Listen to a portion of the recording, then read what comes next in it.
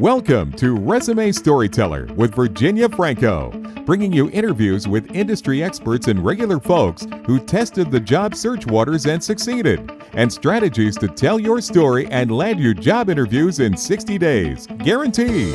Here's your host, Virginia Franco.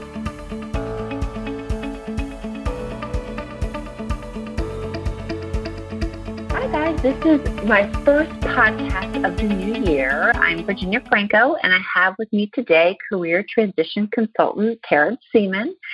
As an executive career consultant with the Ayers Group since 2009, Terry helps professionals and executives make their way through the career transition process towards their career goals. In addition to working with individuals, he gives presentations to professional networking groups in New Jersey and shares articles on LinkedIn about career transition topics that include everything from networking to interviewing to personal branding. Prior to joining the Ayers Group, he was a training and development professional for many years, specializing in organizational change, leadership, and management development. So do you want me to call you Terry or Terrenc? I probably should have checked on that before we jumped in. I think for the intro that you're doing right now, Virginia, Terrenc is probably good because if people do want to look me up on LinkedIn, that's how they'll find me. But for our conversation and conversations beyond today, Terry is fine. Perfect. And I do have, as part of your bio, that is available, will be available on my website and all the different channels, your Facebook, your email, and your LinkedIn URL. So thank you. So you just heard me give a brief overview of what you do, but I'd love to hear a little bit more about how you came to this position. Well, thanks, Virginia, for that intro and for having me on your program. When the financial crisis happened in 2008, I was one of many millions of people who found themselves downsized. And because I've been through it before, earlier in my career, I knew what to do. And one of the things I did was I put the word out to my network that I was on the market again. And my phone rang, and it was a contact from out in San Francisco asking me if I had ever given any thought to the field of outplacement. And I had, but I'd never really, taken any steps toward moving into that career field. And she offered to introduce me to somebody at the Ayers Group. And she did, and I met with the principals there at the time and joined them, and I'm now starting my 11th year with the firm. Wow, it's that funny. The recession, I think, prompted a lot of people to make a career pivot. That's how I got started, out of sheer necessity because of the financial crisis. Career pivoting is definitely a good word for it. Earlier in my career as an HR person, specializing in training and organization development, I had done a lot of work over the years on careers, career management, career development. So I was pretty well immersed in the topic of careers, but to actually become a career transition consultant was definitely a pivot. But I brought with me skills that I was able to apply to the new role right away, like my background in training, my background in coaching, my background in consulting. So all of those things really helped me to hit the ground running. Yeah, no, very transferable. So you probably see a wide variety of job seekers, including those people that are looking to make a career change or a career pivot. Do you sort of see common, maybe one or two challenges that are common to those clients that you are coaching? Definitely. There are quite a few challenges. I'd say the number one challenge that a lot of my clients bring to me is that they realize they need to learn how to leverage their network. It is not something that they really had done much of before, had not really invested the effort and time into the care and cultivation of a network. Everybody has a network, but not everybody knows how to most effectively use it. So, I think it's not intuitive for a lot of people. It's definitely not intuitive, and it can be quite challenging, and even something that some of my clients are actually afraid of. They don't want to seem like they're using people or that they're begging for something, and so a lot of the work that I do is helping them to think about their network differently and think about what they are doing in using their network differently, and really helping people to recognize that it's a major resource to job seekers and career changers, and you're really not going to be successful unless you learn to leverage your network. So part of that is LinkedIn, but LinkedIn is sort of a subset of networking. Yeah. But LinkedIn is very important. It's as I'm sure you know, it's a major tool in the contemporary job seeker and career changers toolbox nowadays. So you really need to learn. And the good news is you can learn it. You can learn how to use LinkedIn, and you can become a very proactive LinkedIn user. And then the benefits of LinkedIn will follow from that. You know, I sort of feel like the LinkedIn has replaced the old Rolodex. I sound like I'm a million years old, but in terms of before your network, you pulled out your Rolodex, and now LinkedIn sort of houses these names, houses these people, and it offers a platform to springboard, to help real relationships and real conversations sort of springboard to the next level. Yep, I agree. I have often actually used that analogy with some of my older clients that won't look at like I'm a fossil, but it's true. It's like the space age Rolodex. There you go.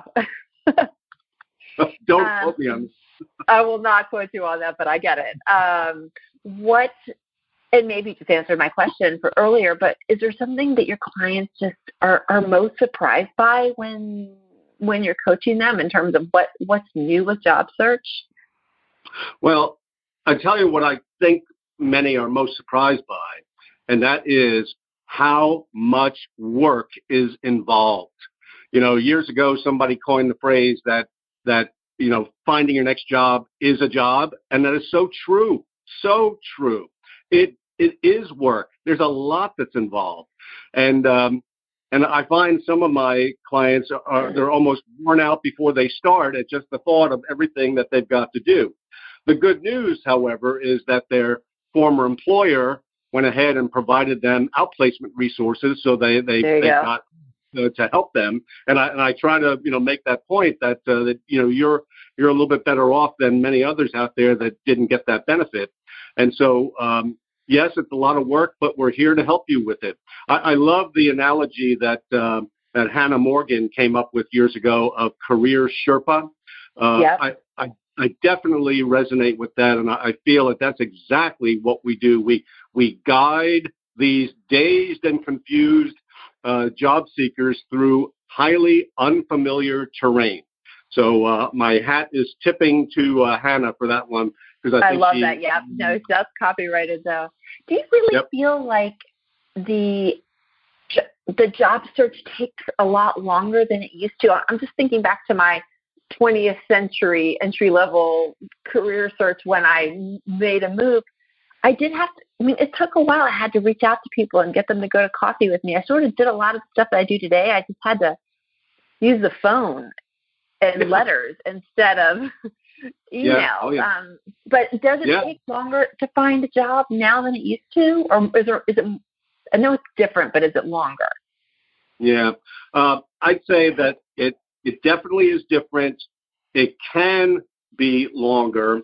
In my job title, I forget exactly how many of the words you used earlier when you introduced me, but the first word is executive career transition consultant, meaning that I work a lot, not exclusively, but a lot with executives. And executives sometimes can have a long search because they're looking for roles that are rare. They're not a bunch of them out there, and they're looking for roles that really fit with who they are, what their journey has been, what their objective is, and so they're really after something that's quite elusive.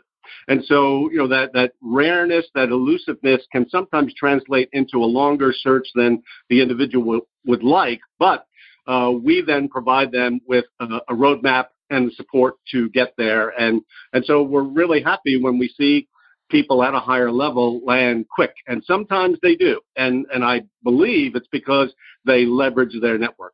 Yeah. Yeah. No, you're right. I mean, it is, I've always felt like the phrase corporate ladder is misleading. It's really a corporate pyramid. The higher up you go, the roles are more elusive. There's less of them. And so it can take longer. But you can fast track it with, using some smart, if you work smart, I think. I think so. Yeah. So one of my favorite questions to ask is there something that just drives you crazy when it comes to job seeker or, career change or mishaps? Where do you feel like people are going wrong is probably a nicer way to ask that. One of the things that makes me the most nuts, I love the way you put it, is when I do my pitch about the importance of networking, and then when I check in with certain clients to ask them, so what have you been doing? How's it been going? They tell me that they spend the day in the house, sitting at the computer, applying to jobs on job boards. It drives me out of my mind. Yeah. And short of actually going to their house, putting their coat on and yanking them out the front, I don't know what to do with them. I've got a good, strong presentation about the importance of networking, and yet some of them, they just sit there at home all day waiting for something magic to happen from that. I sort of get it. It feels productive to go to job boards and hit send and customize your resume. It feels like you have things that you can check off and you can quantify how many you spent. Where networking feels a little bit more nebulous, but it certainly it gets you. It is the fast pass to Disney World. I've always Disney World rides when you network. It doesn't feel like it, but it really is. Yep. So that I like the way you put that. That is when I saw that question or heard that. What drives you the most nuts? That is probably one. So the online all day job board activity. Yeah, no, I agree with that. So what is what advice do you have for someone that, and you're dealing with people that are really forced into making a career move? What's the best way to get started? Because it can be overwhelming, I think. Oh, indeed, it can be.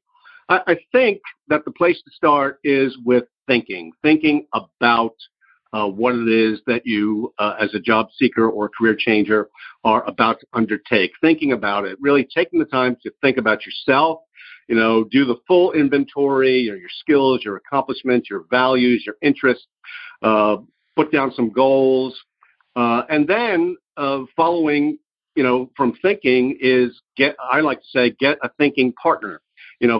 Pick a friend, somebody a trusted person in your life that will be a thinking partner with you to help you sort through the ideas you're considering, the options you're thinking about. There's nothing like having a buddy. Many moons ago, somebody came up with the phrase a buddy system, and I think that's one of the best, most healthy systems that one could tap into. And I think this is a time, either job search or career change, when you need to apply the buddy system. Get that person that will engage with you in a very honest and supportive way to help you with the thinking that you need to do to get started on the right path. Since you are dealing with job seekers that have been laid off and you're part of the corporate displacement service, do you recommend that they buddy up with someone who is also job searching, or maybe someone that has been through it? Yeah, I mean, the buddy or buddies, could be plural, could be almost anyone. I like to think of myself as part of that buddy system for my clients. But I really think that they, should talk to other people too.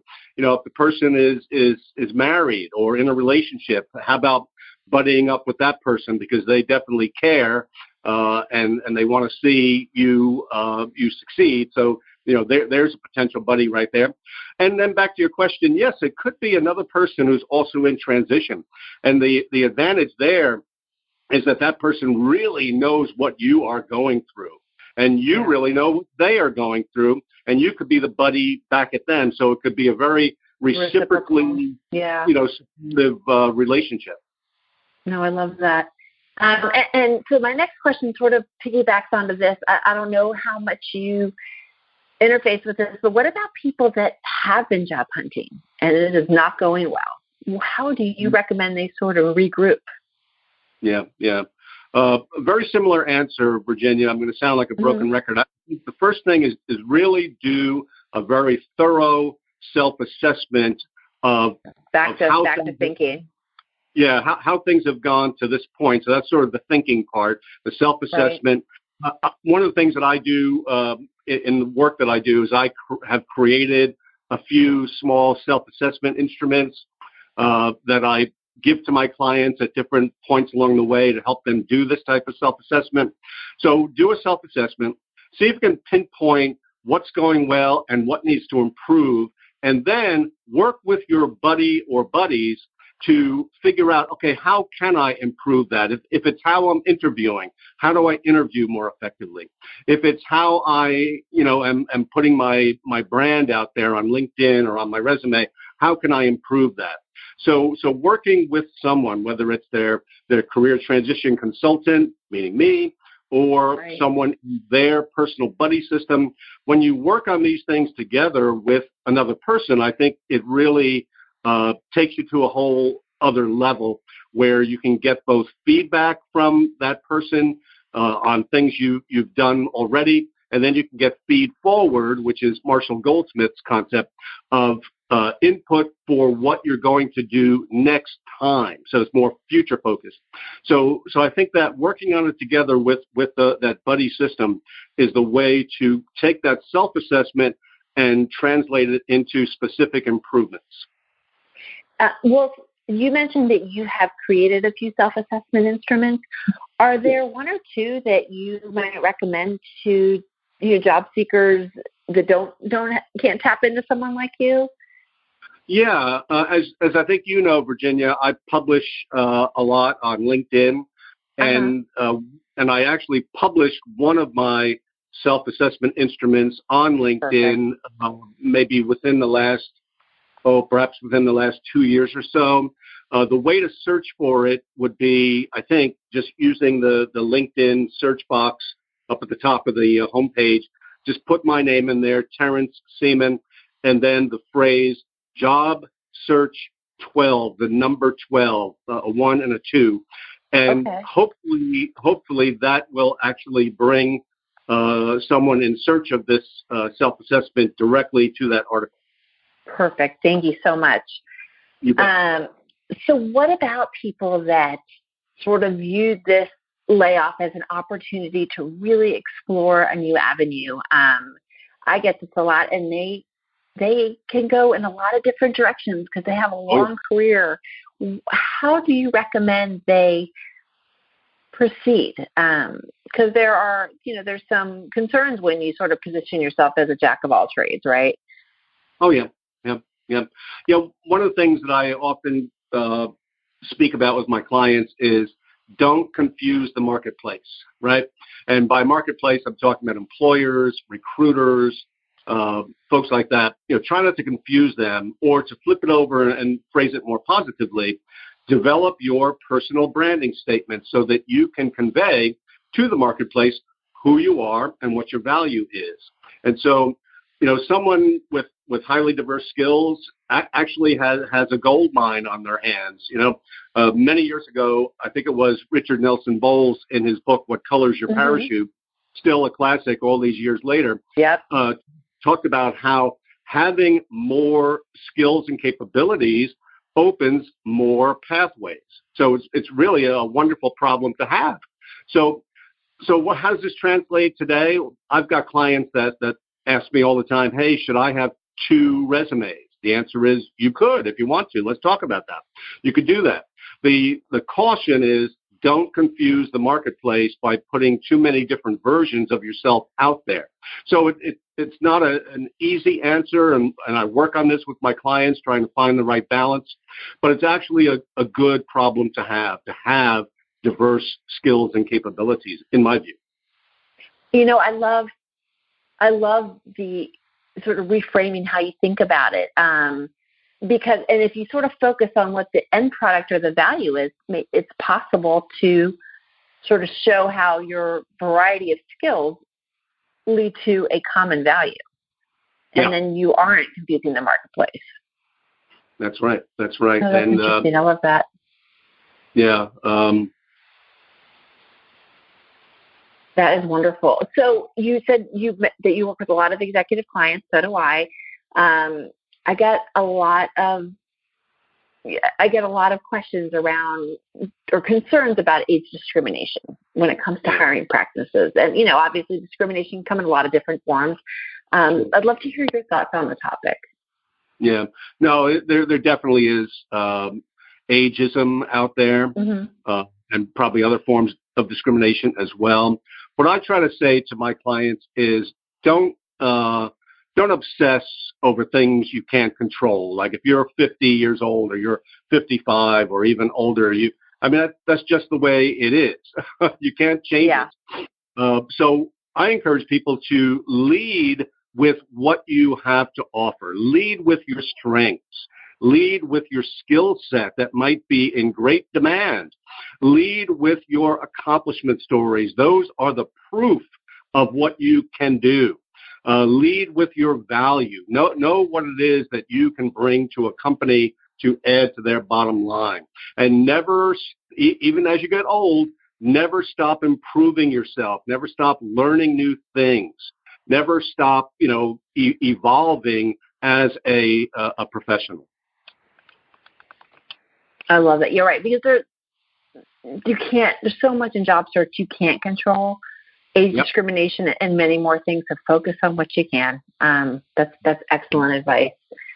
Speaking of evolving, my goal this year is to learn how to video edit. This is killing me. But in the spirit of being over 50 and needing to keep on learning new tricks, here I go. Indeed. That's good. So let's say someone comes to you and says, Carrie, I've got 10 minutes. I need 2 tools for my job search toolkit. What do you think they need most? I had a phone call like that just the other day. Yeah. No kidding. It was not actually, someone who is a formal client, just someone referred by a friend. And and within a 20-minute phone conversation, she went off with several tools. So I'm very happy to say that I've got a number of tools up my sleeve. As a general answer to that question, I'd say the number one tool for a job hunter or a career changer is their own network. That's a tool. Utilize it. Take care of it. Cultivate it. Don't let it go stale. Even once you land, continue to network. Do not turn off your LinkedIn profile just because you got a job. Yes. Keep it on. Yes, that's what drives me most nuts is when people go down on LinkedIn. Yeah. Yep. So number one tool is your network. Your number 2 tool, perhaps related to that, is your LinkedIn presence. And then I would say go out and buy a copy of What Color's Your Parachute. It's a golden oldie full of good stuff, good assessment tools. I just love that book, and I always. It doesn't go. It's on its 4th version now, maybe more. Easily, probably a lot more than that. But yeah, it doesn't. It is always timely. Yep, I think so. No, that's excellent advice. Okay, last question, and my favorite one. So 2020 is before us. What is next for you? Good question. Every year at this time, I actually do take quite a bit of time to think about my goals for the year. What are the things I need to renew? What are the things I need to stop doing? What are the things I need to learn? So when you said learning video editing, that really rang a bell with me. I need to learn more about some of those kinds of things. So I'm developing some goals right now. Some are, say, personal. But then on the professional side, one of the goals that I'm giving some thought to right now is writing my next book. I've already self-published 3, and this 4th one has been on my mind now for a couple of years, but I haven't actually taken steps to bring it together. So I'm thinking this year, the book number 4. Yeah. What can you share? Can you give us a teaser of what the topic might be on? Yeah, I think it's going to be a sequel to one of my earlier books. The very first of the 3 books I self-published was about job search and career change. Thinking this one, this number 4, will be a sequel to that one because there's just a lot more, I think, that I can put out there to hopefully help folks who are struggling with this incredible challenge of finding a job or changing careers. And I think this might be the next one. Yep. Oh, that's exciting. Well, I wish you the best of luck with that. Terry, thank you so much. I love your answers. They're actionable. They are, I love that you've given me some links that I can share with people. So spot on. I really, really appreciate it. You're welcome, Virginia, and thank you so much for inviting me. I'm very excited to be your first podcast guest. My first of the decade. Fantastic. Thank you. Take care. You've been listening to Resume Storyteller with Virginia Franco. To learn more about storytelling strategies to catch the eye of today's skim online readers, hiring and decision makers, go to www.virginiafrancoresumes.com.